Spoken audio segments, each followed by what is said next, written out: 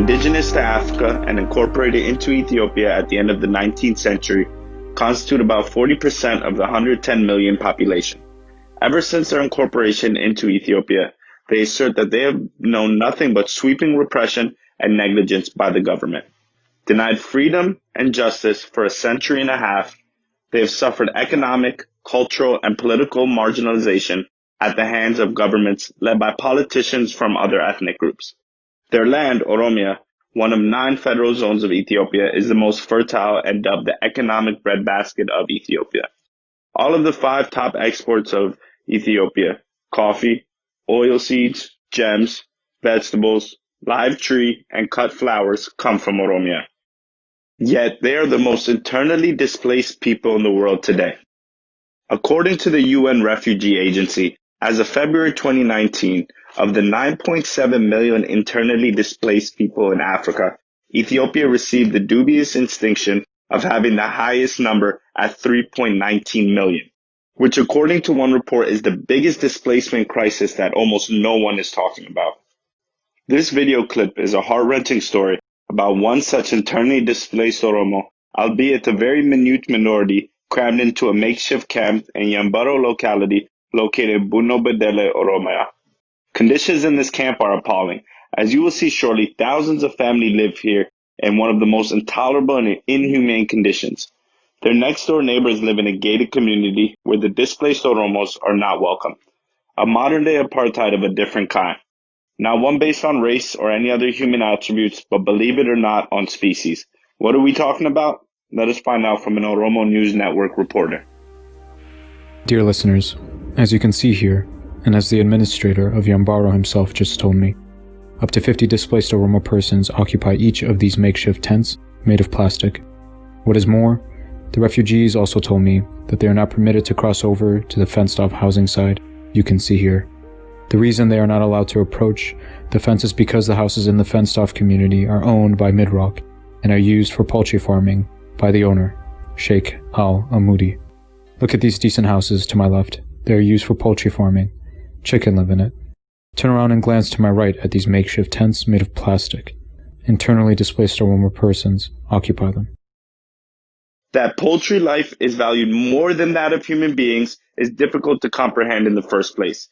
Add to that the fact that chickens live in a gated community where human beings are not allowed to venture, and it becomes surreal and unearthly for any decent human being. We ask, where is the moral outrage of their estimated 45 million Oromo brethren? Where is the world community? The Red Cross? Red Crescent? Others? Be that as it may, in this particular makeshift camp, next door to the Sheik's poultry farm where chickens are afforded better housing than their next door human beings, the ONN reporter continues narrating what he was observing. Dear listeners, as you can see and hear in this program, multiple families, up to 5 families, occupy a single tent. How many families live in this tent? As you can see here, 10 families share this tent. There are tents that are shared by up to 20 families in this camp. We don't have separate kitchens here. Cooking takes place in the same space. I know of persons who lost their sights because of the smoke in this tent. What is your name, miss? My name is Halima Dawe Alisho. Where is your bed? Where do you sleep? I sleep right here on the floor. This is all we have, which we are sharing amongst 10 families, consisting of husbands, wives, and their children. So where do the parents sleep? And the children? Right here on the floor. All of us sleep on the floor. Dear listeners, what we are observing here is heartbreaking. This is a toilet bowl in what used to be a bathroom.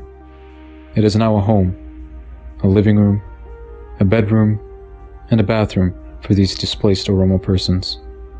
To contain the sewer smell emanating from it, they cover it with rugs. What is your name, Mom? My name is Taiba Sano. We were displaced from Hararge in 1994. I was imprisoned in TPLF prison for 2 years, accused of being an OLF member. Upon my release, I returned to Hararge, got married, and bore children. But before long, the TPLF government continued to accuse me of membership in the OLF and made my life difficult. I was forced to leave my hometown in 1994, with 3 children in tow. We were settled here upon the government's false assertion of the camp being livable.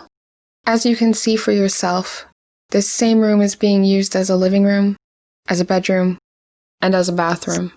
We are not provided with enough food. About 30 individuals have died due to malnutrition and the living conditions in this camp. Humanitarian organizations, such as the Red Cross, are not permitted to visit our camp. If they show up here, they're turned back. Hidden from the eyes and ears of their compatriots and that of the international community, these Oromos and their children suffer immeasurably. Ethiopian regimes are known for their neurotic obsession with how they are viewed by Western governments that sustain them in power.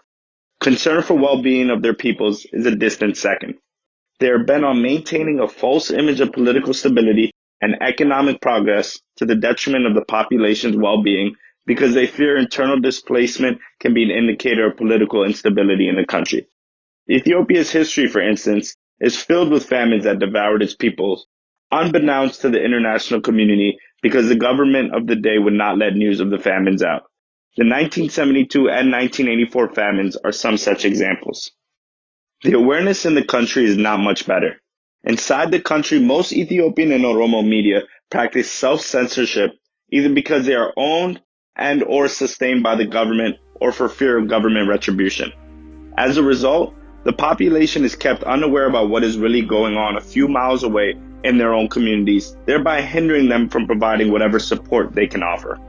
It looks like the mainstream media in the country has chosen a cozy relationship with the current regime rather than reporting the suffering of internally displaced Oromos.